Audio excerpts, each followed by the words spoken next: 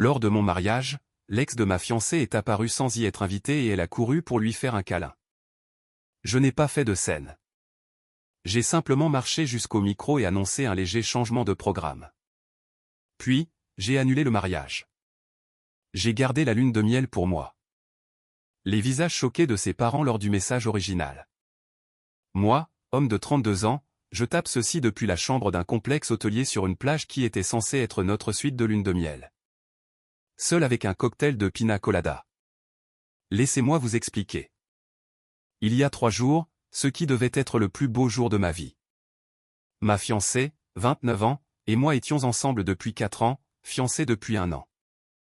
Nous avions tout planifié jusqu'au plus petit détail. Nous avons passé des mois à coordonner avec les prestataires, à gérer les opinions de sa mère sur tout, de la couleur des serviettes à la police de caractère des invitations. Le mariage devait avoir lieu dans un magnifique jardin, environ 180 invités, cérémonie en milieu d'après-midi. J'étais une épave nerveuse toute la matinée, mais d'une bonne manière, vous savez, en me préparant avec mon témoin, mon père me disant « Tu te débrouilles très bien, mon fils. » Le standard. L'heure de la cérémonie arrive. Je suis à l'hôtel avec l'officiant, en regardant les invités. Ma mariée est censée arriver dans 20 minutes. Tout est parfait. Le quatuor à cordes joue, des fleurs partout, le soleil frappe le jardin juste comme il faut. Puis je le vois, son ex, celui avec qui elle est sortie pendant 6 ans avant moi. Celui qui n'était tout simplement pas prêt pour un engagement, alors elle avait rompu.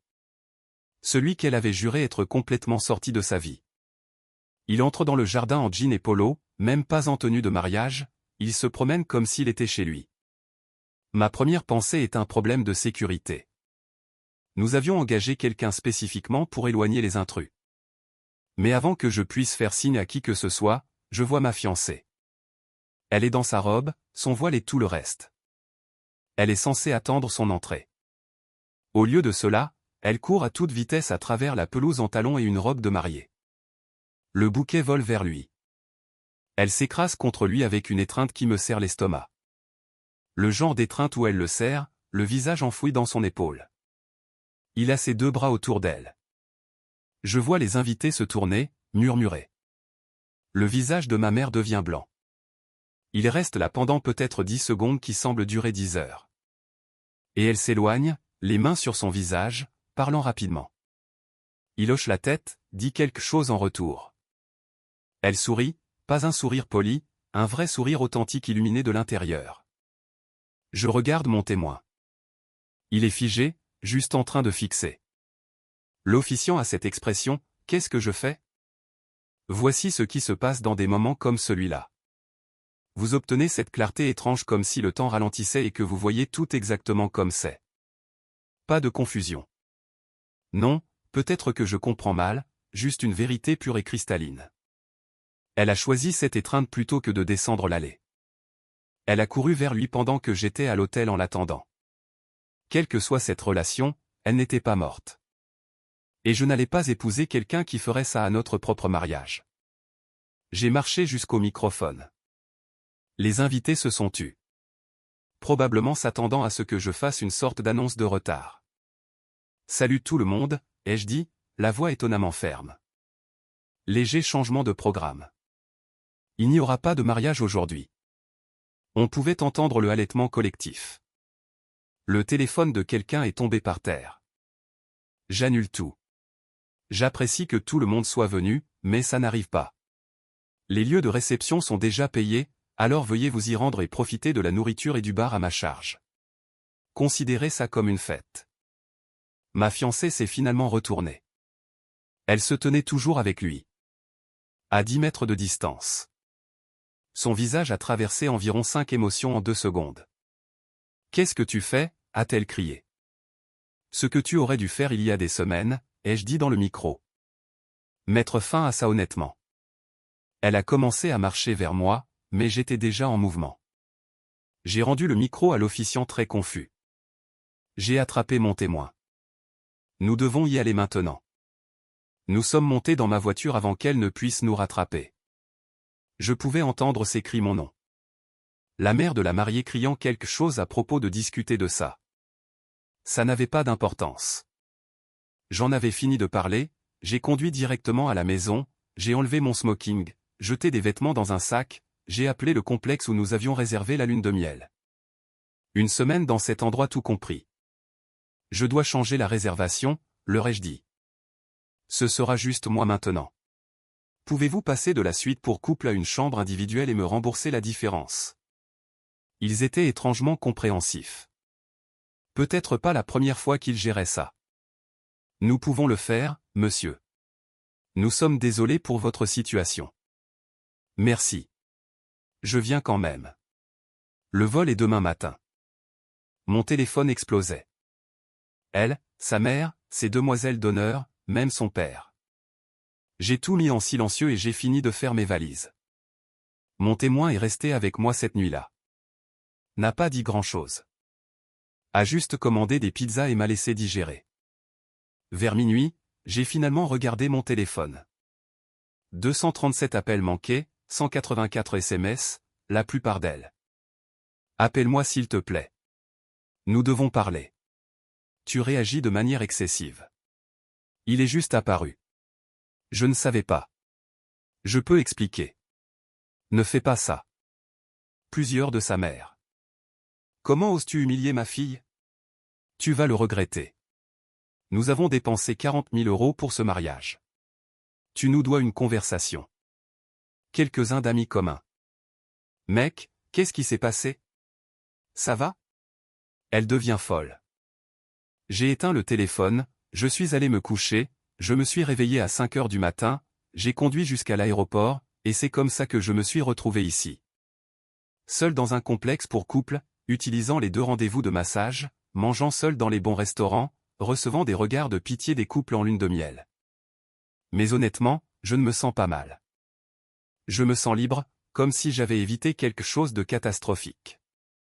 Le téléphone continue de sonner, mais je ne le regarde qu'une fois par jour. Elle est passée de l'excuse à la colère, puis au désespoir. Sa mère menace de me poursuivre pour les frais du mariage. Bonne chance avec ça. Ces demoiselles d'honneur m'appellent sans cœur. Mais aucune d'entre elles ne peut expliquer pourquoi elle a couru vers lui. Pourquoi elle l'a étreint comme ça. Pourquoi elle semblait plus heureuse pendant ces 10 secondes que je ne l'avais vue depuis des semaines. Il me reste 6 jours ici. Ensuite, je rentre et je gère n'importe quel désordre qui m'attend. Mais pour l'instant, je vais finir cette boisson et aller faire de la plongée avec tuba. Mise à jour à mon retour. Mise à jour 1. Une semaine plus tard. De retour à la maison. Le désordre est pire que ce que je pensais. Première chose que j'ai faite en atterrissant, c'est de conduire jusqu'à l'appartement que nous partagions. Je payais 70% du loyer car elle était entre 2 emplois depuis 6 mois. Elle travaillait sur sa certification de coach bien-être, ce qui, d'après ce que j'ai pu en juger, signifiait publier des citations inspirantes sur les réseaux sociaux. Je lui ai envoyé un SMS depuis l'aéroport. Je viens chercher mes affaires. Sois là ou non, mais je vide mes affaires. Elle était là. Sa mère aussi. Sa sœur aussi. Et surprise, l'ex aussi. Nous devons parler, a-t-elle dit, dès que je suis entré. Elle avait l'air fatiguée. Pas de maquillage, cheveux en chignon décoiffés, en jogging. Rien à discuter, ai-je dit. J'ai commencé à me diriger vers la chambre. Elle a bloqué mon chemin. Si, il y a quelque chose. Tu m'as abandonné à l'hôtel. L'audace. La pure audace. Je t'ai abandonné? Tu as couru dans les bras d'un autre homme pendant que j'étais littéralement à l'hôtel en t'attendant pour t'épouser. Il est apparu de façon inattendue. J'étais sous le choc. Je ne savais pas quoi faire. Tu savais quoi faire. Tu as couru vers lui en portant une robe de mariée pendant que les invités regardaient et que j'étais là comme un idiot. La mère a sauté dans la conversation. Tu as humilié toute notre famille. Sais-tu combien de personnes étaient là? Combien t'ont vu te retirer comme ça? Oui, à peu près autant que ceux qui ont vu votre fille sprinter vers son ex dans sa robe de mariée. Sa sœur a essayé ensuite. Elle a fait une erreur. Elle était submergée. Tu ne peux pas jeter 4 ans à cause d'un seul moment. Regarde-moi faire. Je suis passé devant elle pour aller dans la chambre et j'ai commencé à faire mes bagages. Mes vêtements, mes livres, mon ordinateur portable, tout ce qui était clairement à moi. Elles m'ont suivi de pièce en pièce, suppliant, se disputant, exigeant. Puis Lex a parlé. Ce gars était resté silencieux tout ce temps, debout dans mon salon comme un meuble. « Écoute, mec, a-t-il dit. Je ne voulais pas causer de problème. Je voulais juste la voir une dernière fois avant qu'elle ne se marie. Pour avoir un point final, tu as eu plus qu'un point final. Tu as eu une étreinte qui a arrêté un mariage. Ce n'est pas juste. Tu sais ce qui n'est pas juste? Toi, te présenter sans invitation au mariage de quelqu'un en jean pour avoir ton point final avec une mariée. » Mon ex-fiancé a commencé à pleurer. De vraies larmes. Celle qui avait l'habitude de le faire réparer les choses. Pas cette fois. « S'il te plaît, a-t-elle dit. Je t'aime. » Pas lui. Il n'est rien. C'était juste de la nostalgie. Nous pouvons arranger ça. Reporter le mariage. Faites de la thérapie de couple. Tout ce dont tu as besoin. Je n'ai besoin de rien, sauf de mes affaires et que mon nom soit retiré de ce bail. Le bail. La voix de sa mère est devenue stridente. Tu ne peux pas la laisser sans abri. En fait, si. Mon nom est sur le bail, mais le sien aussi. Elle peut rester, trouver un colocataire, se débrouiller. Ou elle peut partir. Ce n'est plus mon problème. J'avais déjà parlé au propriétaire depuis le complexe. Lui expliquant la situation. Il avait accepté de me libérer du bail plus tôt compte tenu des circonstances, mais elle devrait couvrir le loyer intégral ou trouver quelqu'un pour prendre ma place. Son problème, pas le mien. J'ai fini de charger ma voiture. 3 voyages. Elle se tenait là tout ce temps, alternant colère, larmes et culpabilisation. Dernier voyage. J'ai pris ma télé et ma PlayStation. Elle a essayé de prétendre que la télé était à nous, mais j'avais le reçu. Ma voiture, j'ai acheté ma télé. Qu'est-ce que je vais regarder Netflix, a-t-elle gémi. Ton téléphone fait office de télé. Pas mon souci. Alors que je chargeais le dernier carton, sa mère a joué sa dernière carte. Tu sais, nous pouvons te poursuivre pour la moitié des frais du mariage. Cela faisait 40 000 €. Ta moitié, c'est 20 000. J'attendais ça. J'ai sorti mon téléphone, ouvert mon email, trouvé le contrat avec l'organisateur de mariage. Vous voyez cette ligne de signature? C'est celui de votre fille. Et celui-ci, c'est le vôtre. Vous avez tous les deux signé en tant que contacts principaux et source de paiement. Je n'ai rien signé. J'ai proposé de contribuer aux frais du bar, ce que j'ai fait. 3 000 € que j'ai payés directement au lieu. Mais le contrat principal, c'est tout vous. Le visage de sa mère est passé d'arrogant à pâle. Ce ne peut pas être vrai. Tu as dit que tu aiderais à payer. J'ai dit que j'aiderais. Je l'ai fait, mais je n'allais pas mettre mon nom sur un contrat pour un mariage qui pouvait être annulé. Mes instincts étaient bons, semble-t-il. Je dois mentionner que j'avais eu exactement cette conversation avec mon père il y a 6 mois. Il avait été divorcé 2 fois. Il m'avait dit franchement, mon fils, ne signe jamais ton nom sur un contrat de mariage. Les choses peuvent mal tourner. Protège-toi. Je pensais qu'il était paranoïaque. Il s'avère qu'il était intelligent. La mère de ma fiancée avait l'air sur le point de faire un AVC. Alors, nous venons de perdre 40 000 €.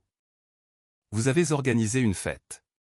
Les invités sont allés au lieu, ont mangé la nourriture, bu l'alcool.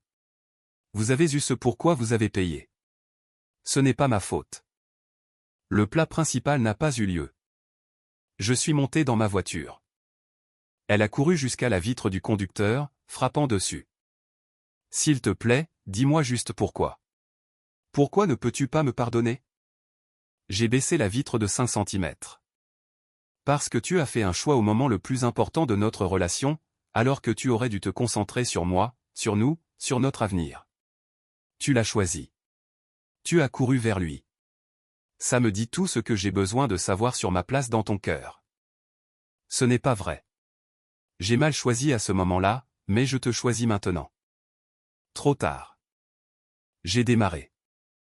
Dans le rétroviseur, je pouvais la voir s'effondrer sur l'allée. Sa mère essayait de la retenir. Sa sœur criant quelque chose dans ma voiture.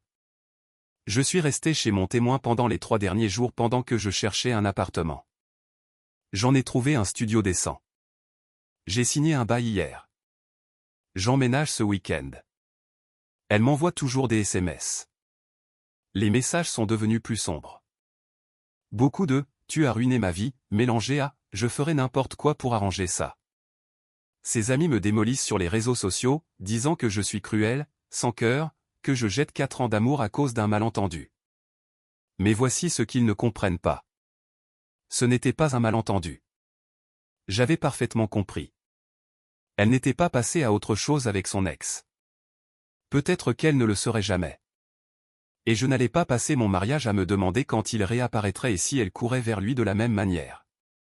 Ah, et la meilleure partie, des amis communs qui étaient au mariage m'ont contacté.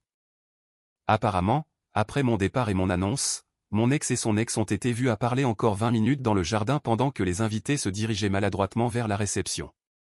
Quelqu'un a pris des photos. Elles ont circulé dans le groupe de discussion. Sur l'une d'elles, elle est toujours en robe de mariée. Il a son bras autour de ses épaules. Elle est appuyée contre lui. Ce n'est pas à ça que ressemble le choc ou la clôture. C'est à ça que ressemble le réconfort. Comme rentrer à la maison. Elle a choisi sa maison, et ce n'était pas moi. Mise à jour 2. Cela fait 3 semaines depuis le non-mariage. Les choses se sont envenimées rapidement. La situation de l'appartement. Elle ne pouvait pas payer le loyer intégral. Choc. Après mon départ, elle avait exactement 12 jours pour soit trouver quelqu'un pour prendre ma place sur le bail, soit trouver comment payer 2400 € par mois au lieu de ses 720 € précédents. Elle n'a trouvé ni l'un ni l'autre. J'ai reçu un appel du propriétaire il y a 10 jours. Elle avait manqué la date limite de paiement du loyer. Son chèque pour sa part était rejeté. Il voulait savoir si je couvrirais juste cette fois puisque mon nom était toujours techniquement sur le bail pendant une semaine de plus. Non, ai-je dit. Je paie mes frais de résiliation anticipés. Il lui reste 6 mois sur son bail. Son problème. Elle dit que j'avais accepté de l'aider jusqu'à ce qu'elle trouve un colocataire. Je n'ai jamais dit ça. Je n'ai jamais accepté ça. Elle ment. Il a soupiré. C'est ce que je pensais. Merci d'être honnête avec moi. 2 jours plus tard, j'ai reçu une série de SMS d'elle. Le propriétaire avait déposé une demande d'expulsion. Elle avait 30 jours. Ces messages, c'est toi qui as fait ça. Tu savais que je ne pouvais pas gérer ça seul. Comment peux-tu être si cruel? Je n'ai nulle part où aller. Je n'ai pas répondu. Sa situation de logement a cessé d'être ma responsabilité dès la seconde où elle a étreint son ex à notre mariage. Le facteur X. Il s'avère que son ex n'est pas resté. Choc partie 2. Selon des amis communs, il a quitté la ville 2 jours après le désastre du mariage. Il lui a dit qu'il était venu pour un point final. Il l'avait tue. Il lui souhaitait bonne chance. Elle a apparemment eu une crise complète. S'est présentée à son hôtel à 2 heures du matin pour le supplier de leur donner une autre chance. Il lui a dit qu'il était fiancé à quelqu'un d'autre. L'était depuis 6 mois. Il voulait juste s'assurer qu'elle était heureuse avant son propre mariage. L'ironie. On ne peut pas inventer ça. Alors, elle a fait exploser sa relation avec moi pour un ex qui était fiancé à quelqu'un d'autre et voulait juste prendre de ses nouvelles. Prise de décision exceptionnelle. La campagne de pression familiale. Ses parents sont devenus nucléaires.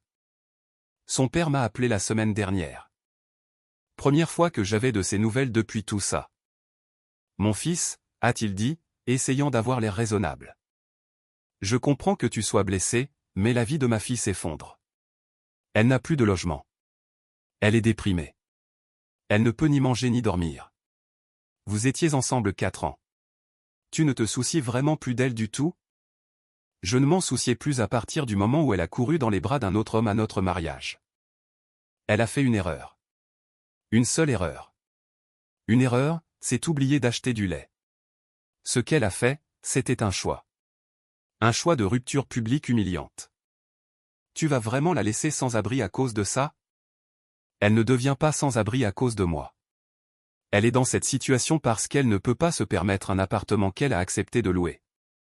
C'est une adulte. Les adultes gèrent leur propre logement. Nous t'avons élevé mieux que ça. Tu ne m'as pas du tout élevé. Tu es son père, pas le mien. Et peut-être que tu aurais dû mieux l'élever. Comme lui apprendre à ne pas courir dans les bras de son ex lors de son propre mariage. Il a raccroché. 2 jours plus tard, sa mère a laissé un message vocal.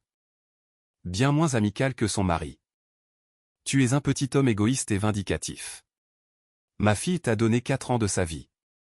Pendant des années, elle t'a soutenu émotionnellement, a fait de notre maison ton chez-toi, t'a présenté à toutes les personnes que nous connaissons, et c'est ainsi que tu la récompenses? En l'abandonnant quand elle a le plus besoin de toi. Tu vas le regretter. J'en mets ma main à couper. Je l'ai supprimé. Pas d'engagement dans les sales coups. C'est là que les choses sont devenues intéressantes. La semaine dernière, j'ai reçu un appel de mon patron. Une plainte avait été déposée auprès des ressources humaines, anonyme. Elle prétendait que j'avais utilisé les ressources de l'entreprise pour des affaires personnelles, spécifiquement la planification du mariage pendant les heures de travail, et que j'avais été hostile et agressif envers mes collègues récemment. Complètement faux. J'avais utilisé mon téléphone pour les affaires du mariage pendant mes pauses. Et j'avais été professionnel comme toujours. Si quelque chose, j'avais été plus silencieux après la rupture, mais rien d'hostile. Mon patron me connaît. Nous travaillons ensemble depuis 5 ans. Il n'y croyait pas, mais devait enquêter conformément à la politique. Il a examiné mes journaux informatiques, parlé à mon équipe, conclu que c'était sans fondement. A noté cela comme une fausse plainte. Entre nous, m'a-t-il dit, cela ressemble à quelqu'un qui essaie de t'ennuyer. Fais attention. La même semaine, j'ai reçu un message privé sur les réseaux sociaux d'une personne se faisant passer pour l'ami de mon ex. Elle disait avoir des informations que j'avais besoin de voir sur ce qui s'était réellement passé au mariage. Elle voulait me rencontrer pour un café. Ça sentait le piège, je l'ai ignoré. Puis ma voiture a été griffée. Je suis sorti de mon nouvel immeuble samedi matin pour trouver, jerk, méchant, rayé sur le côté conducteur. Des rayures profondes à travers la peinture. J'ai déposé une déclaration de police. L'immeuble a des caméras, mais elles n'ont pas capté l'angle de ma voiture. Impossible de prouver qui l'a fait, mais bon. Ce n'est pas difficile à deviner. La franchise d'assurance est de 500 €. L'estimation de la réparation est de 1800 €. Donc, elle m'a coûté de l'argent même après tout ça. Ma réaction, j'en ai fini de jouer à la défense. Il est temps de clarifier les choses. J'ai parlé à un avocat. J'ai tout expliqué. Le mariage, la situation du bail, le harcèlement, la voiture griffée, la plainte au travail. J'ai demandé quelles étaient mes options. Voulez-vous poursuivre pour dommages et intérêts pour la voiture, m'a-t-il demandé. Puis-je prouver que c'était elle? Probablement pas. Pas de vidéo, pas de témoin. Alors non, mais je veux qu'elle arrête de me contacter. Les SMS, que sa famille m'appelle, tout ce que ses amis font. Il a rédigé une lettre de mise en demeure. Papier à en-tête légale, langage formel, le tout. En gros, il disait, arrêtez de me contacter directement ou par l'intermédiaire de tiers. Arrêtez d'endommager mes biens. Arrêtez de déposer de fausses plaintes. Tout harcèlement futur entraînera une ordonnance restrictive et des poursuites judiciaires potentielles. Envoyé par courrier recommandé avec accusé de réception. Elle a dû signer pour ça. L'option nucléaire. C'est là que je suis allé un peu plus loin. Son truc de coaching bien-être. Il s'avère qu'elle utilisait mon Netflix, Spotify, Amazon Prime, abonnement à la salle de sport, tout. J'ai tout gardé actif par habitude même après mon départ. J'ai tout annulé le week-end dernier. Chaque abonnement avec ma carte de crédit attachée, chaque adhésion avec mon nom dessus. Elle s'en est rendue compte lundi matin quand son application de méditation matinale a cessé de fonctionner. J'ai reçu un SMS de sa sœur.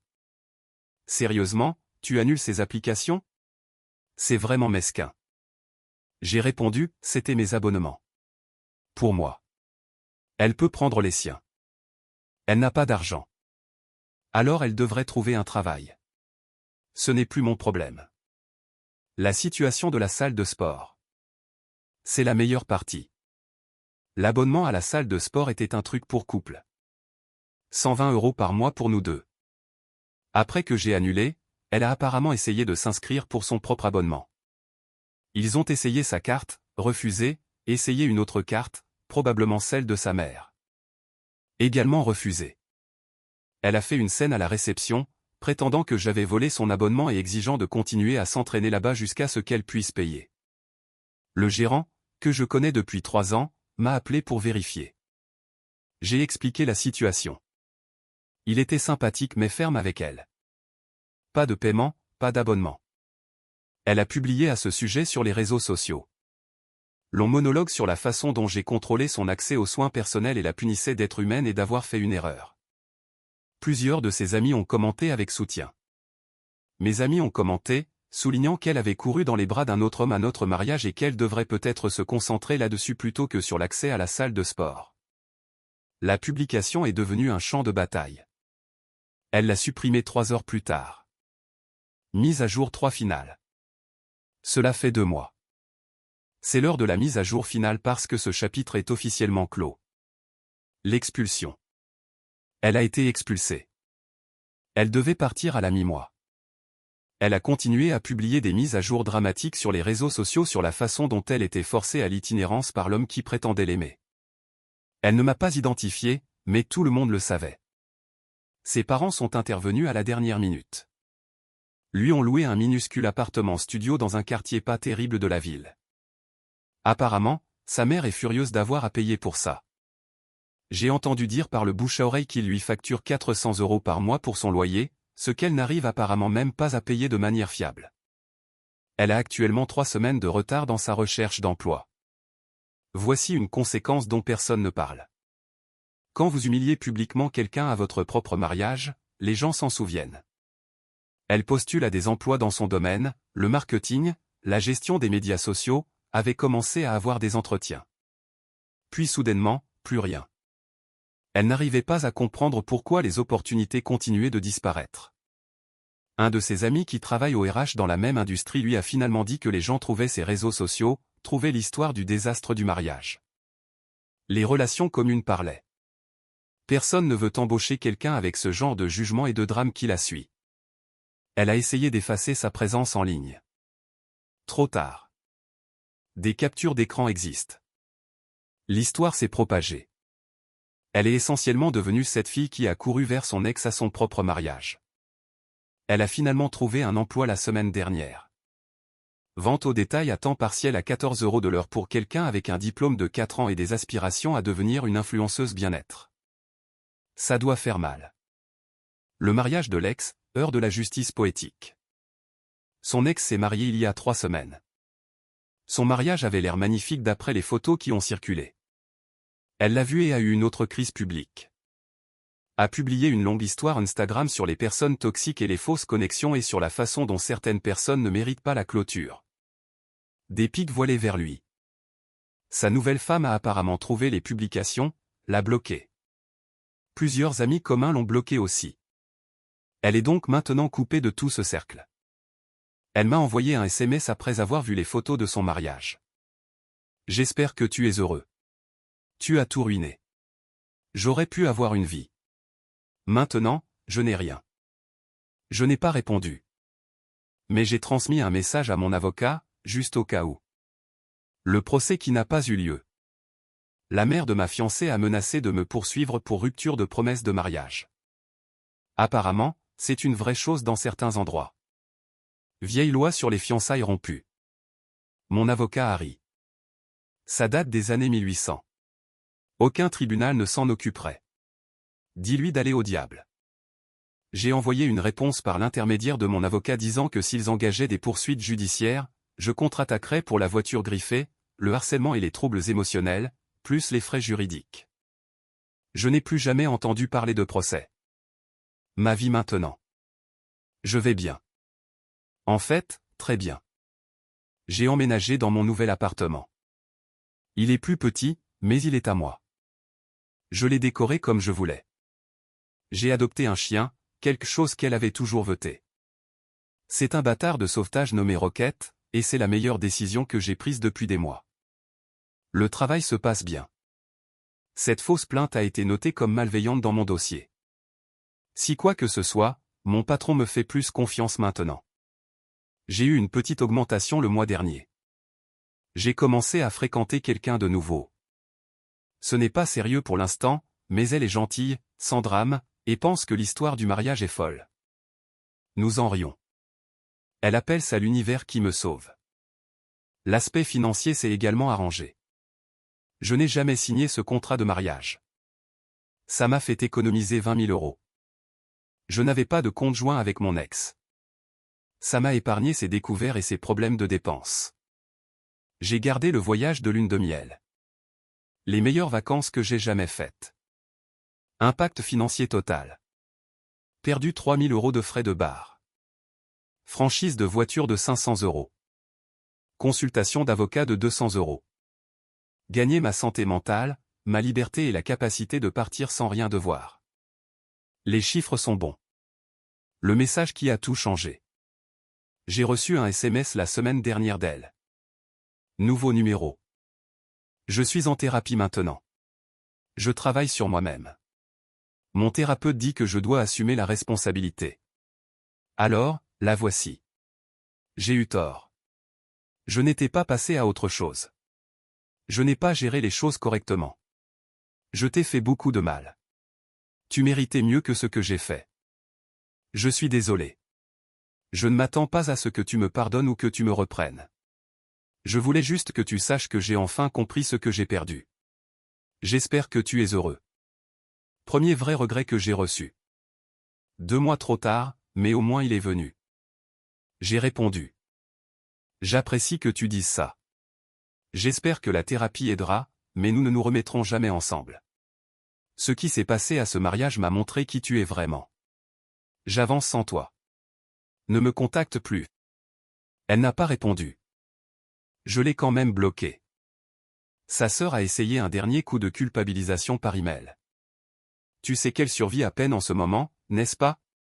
Elle ne peut pas payer ses factures. Elle travaille dans le commerce de détail. Elle pleure tous les soirs. Tu pourrais l'aider si tu le voulais. Tu en as les moyens. Mais tu choisis de la regarder souffrir. J'ai répondu par email. Elle souffre à cause des choix qu'elle a faits, pas moi. Elle a couru vers son ex à notre mariage. Elle n'a pas réussi à gérer ses propres finances. Elle m'a harcelé et a endommagé mes biens. Ce sont des conséquences. Les adultes vivent avec les conséquences. Arrête de me contacter. Je l'ai bloqué aussi. Ce que j'ai appris, fais confiance à ton instinct. Quand quelqu'un te montre où tu te situes dans ses priorités, crois-le la première fois. J'ai aussi appris que je suis plus fort que je ne le pensais. Partir après 4 ans n'est pas facile. Regarder quelqu'un spiraler et ne pas le sauver n'est pas facile. Mais parfois, la chose la plus gentille que vous puissiez faire pour vous-même est de laisser le chaos de quelqu'un d'autre être son problème. Elle voulait son ex. Elle a couru vers lui. Ça n'a pas fonctionné comme elle l'espérait. Ce n'est pas ma faute. C'est juste la vie. Lui apprendre une leçon coûteuse sur le fait que l'herbe n'est pas plus verte ailleurs, et que les conséquences sont réelles. Dernière pensée. Les gens continuent de demander si je regrette d'avoir annulé le mariage si publiquement. Si je souhaite avoir géré les choses différemment. Non, même pas un peu. Elle m'a humilié publiquement en courant vers un autre homme dans sa robe de mariée. J'ai réagi en me protégeant publiquement. Ce n'est pas de la vengeance. C'est le respect de soi. Aurais-je pu être la personne la plus mature et en discuter? Oui. Et je serais probablement marié à quelqu'un qui passerait tout notre mariage à se demander quoi si. Qui enverrait des SMS à son ex en cachette? Qui me blâmerait pour son malheur? Au lieu de cela, je suis célibataire, content, et je mène une vie sans drame avec mon chien et une femme qui pense que les intrus de mariage appartiennent au film, pas à la vie réelle. Je préfère ça à réparer une relation qui était brisée avant même d'arriver à l'hôtel. À tous ceux qui lisent ceci et qui se demandent s'ils doivent ignorer les signaux d'alarme ou travailler sur des trahisons évidentes, ne le faites pas. La vie est trop courte pour épouser quelqu'un qui court vers quelqu'un d'autre quand vous êtes juste là en l'attendant. Elle a fait son choix à ce mariage et j'ai fait le mien. Aucun regret. Il est temps de passer à autre chose.